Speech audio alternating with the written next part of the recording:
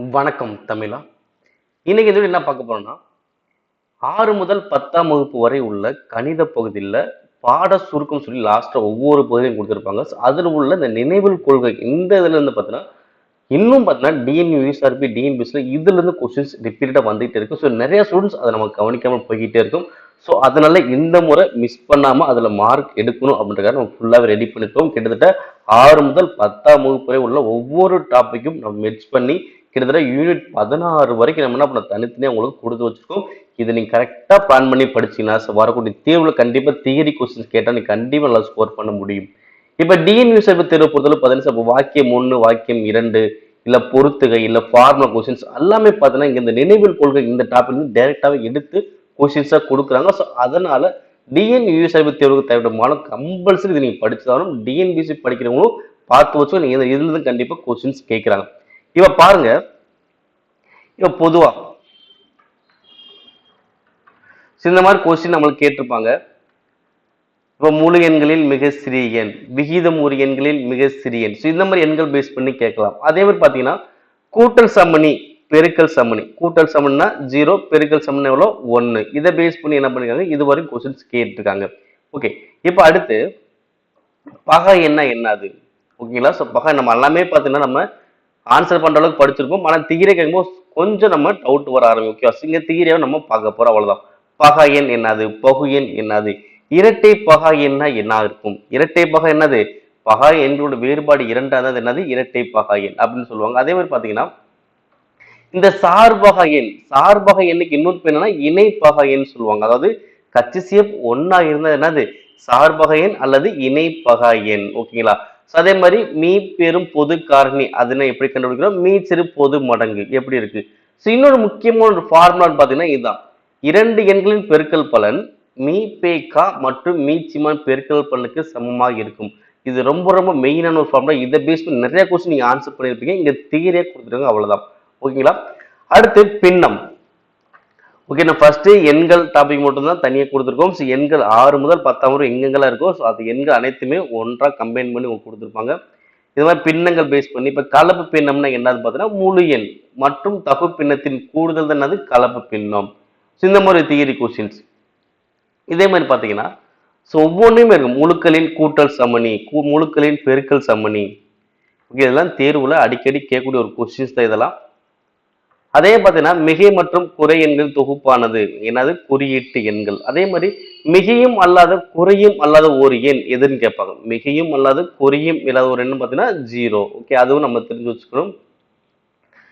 இந்த மாதிரி நிறைய கான்செப்ட் வந்து பார்த்தீங்கன்னா டிகிரி கொஸ்டினாவே டைரக்டாவே கொஸ்டின்ஸ் கேட்குறாங்க. ஸோ அதை நம்ம என்ன பண்ணணும்னா மனப்பாடம் பண்ணிட்டு போகிறது நமக்கு ரொம்ப ரொம்ப யூஸ்ஃபுல்லாக இருக்கும். ஓகே, அடுத்து வந்து பார்த்தீங்கன்னா இப்போ அனைத்து இயல் எண்கள், முழு எண்கள், முழுக்கள் மற்றும் பின்னங்கள் ஆகியவை விகிதமுறு எண்கள் ஆகும். ஓகேவா. ஒவ்வொரு விகிதமுறு எண்ணை என்ன பண்ணலாம் எண் கோட்டில் குறிக்க முடியும். இப்ப பாருங்க 0 ஆனது மிகை விகிதமுறு எண்ணும் அல்ல, குறை விகிதமுறு எண்ணும் அல்ல. ஓகே, கொடுத்துருக்காங்களா.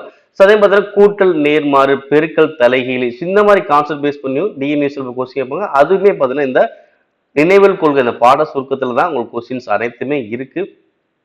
இங்க இருப்பாங்க கூட்டல் நேர்மாறு, ஓகேங்களா, பெருக்கல் தலைகீழ். கூட்டல் நேர்மாறுனா பிளஸ் இருந்தா மைனஸ் இருக்கும், பெருக்கல் தலைகீழ்னா அதை தலைகீழா போட போறோம் அவ்வளவுதான். ஓகேங்களா. இந்த மாதிரி கான்செப்ட் டைரக்டாவே கொஸ்டின்ஸ் கேட்பாங்க. ஸோ அதை கரெக்டாக பார்த்து வச்சுக்கோங்க. அதே பார்த்தீங்கன்னா அடுக்கு விதிகள். ஓகேவா, இது ரொம்ப ரொம்ப முக்கியம். அடுக்கு விதிகள் வச்சு டைரக்டாக என்ன பண்ணுவாங்க கொஸ்டின்ஸ் கேட்பாங்க. அதே மாதிரி இந்த கொஸ்டின் பாருங்க, ஏயின் அடுக்கு 0 எவ்வளோ 1. இந்த கொஸ்டின் ரிப்பீட் நிறைய முறை தேர்வில் கேட்டுப்பாங்க. ஏயின் அடுக்கு 0 எவ்வளோ 1 இல்ல பியின் அடுக்கு 0 எவ்வளோ 1. இந்த மாதிரி கான்செப்ட் பேஸ் பண்ணி கொஸ்டின் கொடுத்துருப்பாங்க. ஸோ அப்போ இதையும் நல்லா நம்ம படிச்சு வச்சுக்கணும். முக்கிய நம்ம தியரியாவும் கேட்பாங்க, டேரக்டாக கொஸ்டின்ஸ் மாதிரி கேட்டு நம்ம ஆன்சர் பண்ண சொல்லலாம். பட் ரொம்ப ரொம்ப சிம்பிளான கான்செப்ட், நம்ம தெரிஞ்ச விஷயங்கள் தான் தியரியா படிக்க போறோம் அவ்வளவுதான். இப்போ வேற எதுவுமே கிடையாது. பாருங்க, இங்க இந்த கொஸ்டின் பார்த்தா டிஎன்யூஸ்ல கேட்டுருவோம். ஒரு மெய்யெண் விகிதமுறு எண் அல்ல எனில் அது ஒரு விகிதமுறா எண் ஆகும். ஒவ்வொரு விகிதமுறா எண்ணும் ஒவ்வொரு விகிதமுறை என்னது மெய்யெண்ணு தான். இந்த மாதிரி கான்செப்ட் பேஸ் பண்ணி கொஸ்டின்ஸ் கேட்டிருக்காங்க. ஓகேங்களா. ஸோ அடுத்து கூட்டுத்தொடர் வரிசை. கூட்டுத்தொடர் வரிசையில என்னாவது உறுப்பு கண்டுபிடிக்கிறது, அதே மாதிரி கூடுதல் கண்டுபிடிக்கிறது, கடைசி உறுப்பு கூடுதல் கண்டுபிடிக்கிறது, இந்த மாதிரி கூட்டுத்தொடர் வரிசை. அடுத்து பெருக்குத்தொடர் வரிசை டைரக்டா ஃபார்மாவே வச்சிருப்பாங்க. அதே என்னாவது உறுப்பு கூடுதல் கண்டுபிடிக்கிறது கொடுத்துருப்பாங்க. அடுத்து சிறப்பு தொடர் வரிசை, அதாவது இயல் எண்களின் கூடுதல், இயல் எண்களின் வர்க்கங்களின் கூடுதல், அடுத்து கணங்களின் கூடுதல், அடுத்து ஒற்றை எண்களின் கூடுதல். இந்த மாதிரி ஃபார்முலா டைரக்டாவும் கொடுத்துருப்பாங்க. அடுத்து இயற்கணிதம். ஓகேவா, இது யூனிட் 2. இப்போ இந்த இயற்கணிதத்துல பார்த்தீங்கன்னா நிறைய கான்செப்ட் வந்து இருக்கும். மாறிலினா என்னது, மாறினா என்னது, இதுல வந்து பார்த்தீங்கன்னா என்ன சொல்றது, சமன்பாடுகள் பேஸ் பண்ணி கேட்டிருப்பாங்க, கூட்டல் கழித்தல் பேஸ் பண்ணி கொடுத்துருப்பாங்க. ஏன்னா இயற்கணிதங்கிறது பொதுவாக பார்த்தீங்கன்னா சுருக்க கான்செப்ட் சொல்லி கொண்டு வந்துடலாம். அப்ப இதுலயும் நிறைய கொஸ்டின் வந்து டைரக்டாவே கேட்பாங்க. ஓகேங்களா, இந்த பெருக்கல் விதி, வகுத்தல் விதி, அடுக்கின் அடுக்கு விதி. ஓகேங்களா, எல்லாமே பார்த்துங்க, எல்லாமே உங்களுக்கு பார்த்தீங்கன்னா நம்ம தீரே படிக்கிறோம், உங்களுக்கு டேரக்டா கொஸ்டின்ஸ் என்ன பண்ணலாம், கொஸ்டின்ஸ் கேட்கலாம். ஓகே, இதையும் கரெக்டா பார்த்து வச்சுக்கோங்க. ஸோ அது பார்த்தா சமன்பாடுகள், ஏ பிளஸ் பி ஹோல் ஸ்கொயர், அது ஏ மைனஸ் பி ஹோல் ஸ்கொயர், ஏ ஸ்கொயர் மைனஸ் பி ஸ்கொயர், இந்த மாதிரி ஃபார்முலாஸ் பேஸ் பண்ணி கொஸ்டின்ஸ் நம்மளுக்கு கேட்பாங்க. அடுத்து மீதி தேற்றம், காரணி தேற்றம். அடுத்து வந்து பாத்தீங்கன்னா சமன்பாடுகள், சாய்வு, மூலங்களின் கூடுதல் பேஸ் பண்ணி, மூலங்களின் பெருக்கல் பேஸ் பண்ணி. ஓகேங்களா, அதே மாதிரி சாய்வுகள் பேஸ் பண்ணி கொஸ்டின்ஸ் கேட்பாங்க. அணிகள், அணிகள் பத்தி சும்மா உங்களுக்கு என்ன பண்ண தீரியா கொஸ்டின் கேட்டாங்கன்னா தெரிஞ்சு வச்சுக்கோங்க. ஸோ நம்ம அனைத்தையுமே கம்பைன் பண்ணி தான் கொடுத்துருக்கோம். ஸோ புக்ஸ் உள்ள அனைத்து பாட சுருக்கும் நினைவுகள் குழு அனைத்துமே கம்பைன் பண்ணி தான் கொடுத்துருக்கோம், எதையுமே ஸ்கிப் பண்ண கிடையாது. ஸோ அடுத்து யூனிட் 3 விகிதம். ஸோ ஓகே, விகிதத்துக்கான அழகு என்னது, இல்லை. விகிதம் என்னது, இரண்டு அளவுல வகுத்தல் மூலம் ஒப்பிடுவது என்னது, விகிதம். இந்த மாதிரி பொதுவான ஒரு கான்செப்ட் பேஸ் பண்ணி. ஓகேங்களா, அதே மாதிரி விகித சமம், இந்த விகித சமம் பேஸ் பண்ணி கொஸ்டின்ஸ் ரிப்பீட்டடா வந்துகிட்டே தான் இருக்கும். அடுத்து வந்து பார்த்தீங்கன்னா நேர் விகிதம். அப்ப நேர் விகிதம் அப்படின்னா x by y is x by y என்பது ஒரு மாறிலி, அது x by y is equal to k. இதே எதிர்விதினா x y is equal to k. ஓகேவா, இந்த மாதிரி என்ன பண்ணுவாங்க, இந்த ஃபார்முலா பேஸ் பண்ணி டிஎன்யூஸ்ல கொஸ்டின்ஸ் கேட்டிருக்காங்க. இதையும் கரெக்டா பாருங்க, இதுல எல்லாமே எங்க தான் இருக்கு, நினைவில் கொள்க கடைசி பக்கத்துல தான் இருக்கு. ஓகே, அதே மாதிரி யூனிட் 4 வடிவேல். இந்த வடிவேல இருந்து கண்டிப்பா கொஸ்டின்ஸ் வந்து என்னது இடம்பெறும், அதை கரெக்டா படிச்சு வச்சுக்கோங்க. முக்கோணங்கள், பக்கங்கள் அடிப்படையில் எப்படி இருக்கு, கோணங்கள் அடிப்படையில் எப்படி பிரிச்சிருக்காங்க. ஸோ ஒவ்வொன்றுக்கான கூடுதல், கோணங்களின் கூடுதல் எவ்வளவு வருது, உள்கோணங்களின் கூடுதல் எவ்வளோ, வெளிக்கோணங்களின் கூடுதல் எவ்வளோ, ஸோ 90 டிகிரினா என்ன வரும், 90 டிகிரிக்கு அதிகமாக இருந்தால் என்ன வரும், ஸோ எல்லாமே பார்த்தா டீட்டெயிலாக இருக்கும். ஸோ வடிவியலை மட்டும் பார்த்து நல்லா தரப்படுத்தி வச்சுக்கணும். ஏன்னா இதுல இருந்து எப்படினாலும் நம்ம கொஸ்டின்ஸ் கேட்க முடியும். ஓகேங்களா, ஸோ ஒன் பை ஒன்னா படிங்க, நீங்க படிக்க கொஞ்சம் எளிமையாக தான் இருக்கும். ஸோ அதிகபட்சம் பார்த்தா 30 பக்கத்துக்குள்ளதான் இருக்கு. நீங்க மேக்சிமம் நம்ம நிறைய விஷயம் தெரிஞ்சிருவோம். இங்க தீரை படிக்கும் கொஞ்சம் புதுசா இருக்கும் பாருங்க, படிக்க கொஞ்சம் எளிமையா உங்களுக்கு இருக்கும். ஓகே, நான் சொன்னால கண்டிப்பா இதையும் படிச்சு வச்சுக்கோங்க, மிஸ் பண்ணிடாதீங்க. ஓகேவா, ஏன்னா ஒவ்வொரு கொஸ்டின் நமக்கு என்னது முக்கியம். ஏன்னா ஒரு கொஸ்டின் நம்ம அந்த லாஸ்ட் டைம்ல போய் என்ன பண்ணியிருப்போம், அந்த ஒரு வேலையை மிஸ் பண்ணியிருப்போம். அப்போ அந்த ஒவ்வொரு கொஸ்டினும் என்ன பண்ணணும், எக்ஸ்ட்ரா எஃபோர்ட் போட்டுதான் ஆகணும். ஓகே, அடுத்து வட்ட வளையத்தின் அகலம், வட்ட பாதையின் அகலம் கண்டுபிடிக்கிறது என்னது, வட்ட பாதை அப்படின்னா ஆர் மைனஸ் ஆர். இந்த மாதிரி கான்செப்ட் பேஸ் பண்ணி கொஸ்டின்ஸ். ஓகே, ஸோ இதே மாதிரி பார்த்தீங்கன்னா எதிரெதிர் பக்கங்கள் இணையா உள்ள நாற்கரம் என்னது, இணைகரம். இந்த மாதிரி பேஸ் பண்ணி போனால் கூட்டுல கொஸ்டின் கேட்பாங்க. டின் பிஸ்கி என்ன பண்ணுவோம், கொஸ்டின்ஸ் கேட்போம். அதே நான் கரெக்டாக பார்த்து வச்சுக்கணும். இந்த மாதிரி கான்செப்ட் இணைகரத்தின் எதிர்பக்கங்கள் மற்றும் எதிர்கோணங்கள் சமம், அதாவது பண்புகள் பேஸ் பண்ணி கொடுப்போம். ஸோ அதை பேஸ் பண்ணி நம்ம என்ன பண்ணணும், நல்லாவே தரவா படித்து வச்சுக்கணும். ஓகே, ஸோ இதில் மேக்ஸிமம் பார்த்தீங்கன்னா ஏதாவது ஒரு தேர்வில் கண்டிப்பாக இந்த கொஸ்டின்ஸ் கேட்கக்கூடிய கொஸ்டின் தான் இருந்திருப்பாங்க. அரைவட்டத்தில் அமையும் கோணம். முக்கிய இந்த கொஸ்டின் நிறைய இந்த கொஸ்டின் அரை வட்டத்தில் அமையக்கூடிய என்னது, செங்கோணம். ஒரே வட்டத்தின் அமைப்பு கோணங்கள் என்னது, சமமாக இருக்கும். இப்போ வட்ட நாற்கரத்துல எதிர்கோணம் கூடுதல் எவ்வளோ, 180 டிகிரி. இது டேரக்டா கொஸ்டின்ஸா வரும், தீரியா நமக்கு என்ன பண்ணலாம், கேட்கலாம். அதே மாதிரி இரு முக்கோணங்கள் வடிவொத்தவை, அதோடைய பண்புகள் எனக்கு எப்படி இருக்கும், இந்த மாதிரி கான்செப்ட் பேஸ் பண்ணி கொஸ்டின்ஸ் வரும். அப்ப எத்தனை தொடுகோடுகள் வரைய முடியும், எத்தனை தொடுகோடு வரையனா வட்டத்துக்கு வெளியே இருந்து 2 தொடுகோடுகளை வரைய முடியும். இந்த மாதிரி கொஸ்டின் கேட்டிருக்கான். அடுத்து புள்ளியியல். ஓகேங்களா, ஸோ புள்ளியியலை வச்சு என்ன பண்ணலாம், கொஸ்டின்ஸ் வந்து கம்மியாக தான் இருக்கும். ஸோ இதை லைட்டாக நீங்கள் பார்த்து வச்சுக்கோங்க. இப்போ கூடுதல், கூட்டு சராசரி, முகடு, இடைநிலை, இது எப்படி கண்டுபிடிக்குது, இந்த மாதிரி கொஸ்டின் நம்ம ஆன்சர் பண்ணிருக்கோம்ல, அது கான்செப்ட் தான் இங்கே இருக்கும். அடுத்து வீச்சு என்னது, வீச்சு கெழு, திட்ட விளக்கம், மாறுபாட்டு கெழு. அடுத்து அளவியல். ஸோ அளவியல்ல நிறைய கொஸ்டின்ஸ் இதுல இருக்கும். இதே நல்லா பாருங்க, ஃபார்முலாஸ் நிறையவே இருக்கும். ஏன்னா ஃபார்முலாஸ் வச்சு நம்ம நிறைய கொஸ்டின் ஆன்சர் பண்ண முடியல. அப்போ ஈஸியாக நீங்க என்ன பண்ணலாம், கவர் பண்ணி முடிச்சிடலாம். ஓகே, 30 பக்கங்கிறது அப்போ அதிகமாக இருக்கும். நீங்கள் நிறையாவது நீங்கள் தெரிஞ்ச விஷயமா தான் இருக்கும். ஆனால் நீங்கள் ஈஸியாக உங்களால் படித்து முடிக்க முடியும். இதில் எந்த ஒரு மாறுபாடும் கிடையாது. ஈஸியாக நீங்கள் என்ன பண்ணலாம், படித்து முடிச்சிருவீங்க. ஒரு தெளிவு கிடைக்கும். அப்போ இவ்வளோ தியரி கொஸ்டின் கேட்டால் நம்மளால் ஆன்சர் பண்ண முடியும் அப்படின்னு ஒரு நம்பிக்கை நமக்கு கிடைக்கும். அதுக்காக தான் இந்த நம்ம ரெடி பண்ணி உங்களுக்கு இதை கொடுத்துருக்கோம். ஸோ கண்டிப்பாக உங்கள் நண்பர் அனைவருக்கும் ஷேர் பண்ணுங்கள். அதே மாதிரி இந்த மாதிரி கொஸ்டின் கேட்டோம். ஒரு கனசத்துல 6 முகங்கள், 12 விளிம்புகள் மற்றும் 8 உச்சிகள் உள்ளன. இதே எத்தனை விளிம்புகள் இருக்கும், எத்தனை உச்சிகள் இருக்கும், எத்தனை முகங்கள் இருக்கும், இதை பேஸ் பண்ணி என்ன பண்ணலாம், கொஸ்டின்ஸ் கேட்கலாம். அதே மாதிரி முக்கோணத்தின் பரப்பு, அதே மாதிரி கனசதுரம், கனசெவகத்தின் பரப்பு, கன அளவு, இதை பேஸ் பண்ணி நம்ம தெரிஞ்சு வச்சிருப்போம்.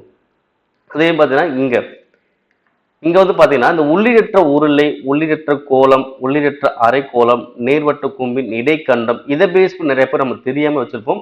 இதை கண்டிப்பா நீங்க நல்லா படிச்சு வச்சுங்க. ஏன்னா தேர்வு டிஎன்பிஎஸ்ல அப்பப்ப இந்த உள்ளிடற்ற உருளை, உள்ளிடற்ற கோலம் இதை பேஸ் பண்ண பண்றாங்க, கொஸ்டின்ஸை கேட்பாங்க. அப்ப அங்க என்ன நம்ம தெரிஞ்சுக்கணும், ஃபார்முலா தெரிஞ்சா அவங்க ஆன்சர் பண்ண முடியும்.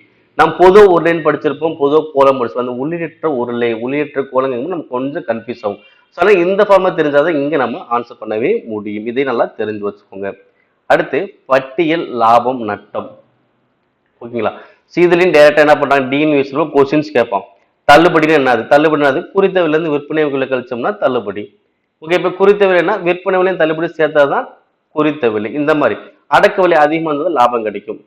சரியா? விற்பனை விலை அதிகமா இருந்தால் தான் லாபம் கிடைக்கும், விற்பனை விலை குறைவா இருந்தால் நட்டம் தான் கிடைக்கும். இந்த மாதிரி கான்செப்ட் இது பொதுவாக நமக்கு தெரிஞ்சது.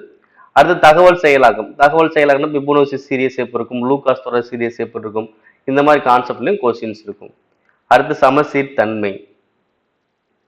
அடுத்து சதவீதமும் தனி வட்டியும். இது ஃபர்ஸ்ட் இது பாருங்க, ஃபர்ஸ்ட் பாயிண்டே டிஎன்பிஎஸ்ல கேட்கப்பட்ட கொஸ்டின் தான். சதவீதம் என்பது பகுதியில் 100 கொண்ட ஒரு பின்னம். அடுத்து அசல் என்பது கடனாக பெற்றது அல்லது வழங்கிய தொகை. இந்த ஒரே இதுல பார்த்தீங்கன்னா இந்த கொஸ்டின் கேட்டிருப்பான். ஓகேங்களா? பாத்துங்க. அப்ப எங்க இருந்து கொஸ்டின்ஸ் வருது நீங்களே பாருங்க. இப்ப தனி வட்டிக்கான ஃபார்முலா என்னது. அடுத்து வாழ்வியல் கணிதம். இங்க எதே லாப நட்ட கணக்கு தான். இப்போ லாப நட்டம் எப்படி கண்டுபிடிக்கிறது, சதவீதம் எப்படி கண்டுபிடிக்கிறது, வட்டி, கூட்டு வட்டி கண்டுபிடிக்கிற ஃபார்முலா, இதெல்லாம் கொஸ்டின்ஸ். ஆண்டுக்கு ஒரு முறை கேட்டாங்கன்னா, அரையாண்டுக்கு ஒரு முறை, காலாண்டுக்கு ஒரு முறை, இல்லை வெவ்வேறு வட்டி வீதங்கள் கொடுத்து கேட்டாங்கன்னா இதை பார்த்துக்கோங்க. இது எல்லாமே பார்த்தீங்கன்னா ஃபார்முலா டேரக்டாக சில நேரங்களில் கொஸ்டின்ஸ் கேட்பாங்க. அதுக்கேற்ற நம்ம ஆன்சர் பண்ணி அதே மாதிரி பார்த்தீங்கன்னா இங்கே y = kx. ஓகேவா? இது மாதிரி நேர் விகிதம், எதிர் விகிதம் பேஸ் பண்ணி நம்மளுக்கு ஃபார்முலாஸ் கொஸ்டின் வந்துகிட்டு தான் இருக்கு. அடுத்து கலப்பு மாறல். அடுத்து உறவுகளும் சார்புகளும். இதை ஒரு லைட்டா நீங்க பார்த்து வச்சுக்கோங்க. அடுத்து கனமொழி. ஸோ கனமொழி இந்த மாதிரி பரிமாற்று பண்பு, சேர்ப்பு பண்பு, பங்கீட்டு பண்பு, கன வித்தியாச டி மார்க்கின் விதிகள், கன நெருப்பிக்கான டி மார்க்கின் விதிகள், அடுத்து கணங்களுக்கான ஆதி எண்ணிஸ், இதெல்லாம் பார்த்தா உங்களுக்கு ஃபார்முலா பேஸ் பண்ணி டேரக்டா கொஸ்டின்ஸ் கேட்பாங்க. இந்த ஃபார்முலாஸை நீங்க படிச்சு வைங்க. இது ரொம்ப சிம்பிளா இருக்கும். ஒவ்வொன்றும் ஒரு லைட்டா ஒரு கம்பேரிசன் பார்த்தாலே போதும், ஈஸியாக உங்களுக்கு புரிஞ்சிடும்.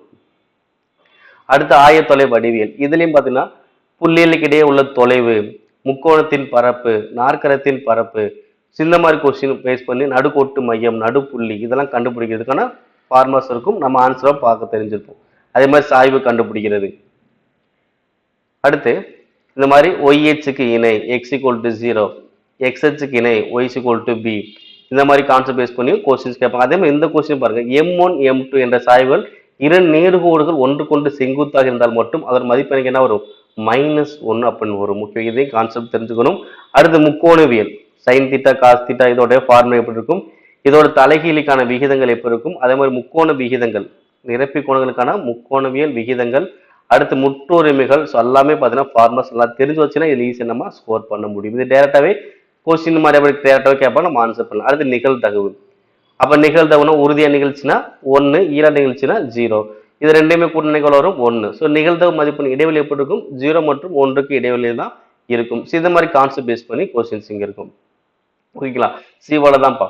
இதை நீங்க நல்லா தரவாக்கி வச்சுட்டோம்னா இதுல இருந்து தீரியா கொஸ்டின்ஸ் கேட்கும் போது இப்ப டிஎன்பிஎஸ்சி கம்பல்சரி நீங்க படிச்சுதானும். ஏன்னா 2 அல்லது 3 கொஸ்டின்ஸ் இங்க இடைமறை வாய்ப்பு இருக்கு. ஏன்னா பொறுத்துக மூலமாக நம்ம இந்த கொஸ்டின்ஸ் கேட்கலாம். இன்னொன்னு வாக்கியம் 1, 2 அது மூலமா கேட்கலாம்.